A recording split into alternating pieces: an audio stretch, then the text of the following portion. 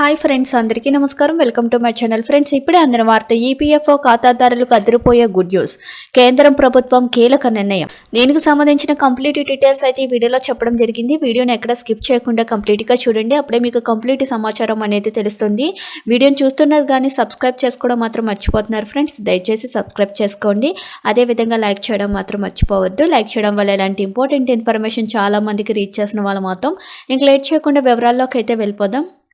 ఉద్యోగుల పెన్షన్ పథకం 1995లో కొన్ని మార్పులు చేసే అంశాన్ని కేంద్ర కార్మిక మంత్రిత్వ శాఖ పరిశీలిస్తుంది.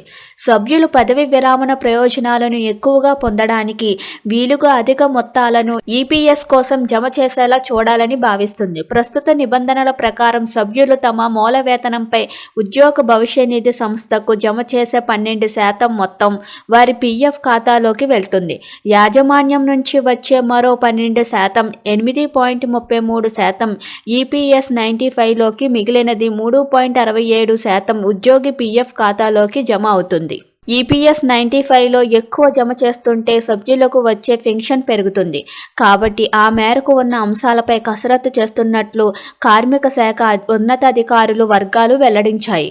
ఉద్యోగాలు కూడా ఈ పథకంలో ఎక్కువ మొత్తాన్ని దాచుకుని పెన్షన్ లబ్ధిని పెంచుకునేందుకు అనుమతి మంజూరు చేయాలని ఆలోచిస్తున్నట్లు తెలిపాయి.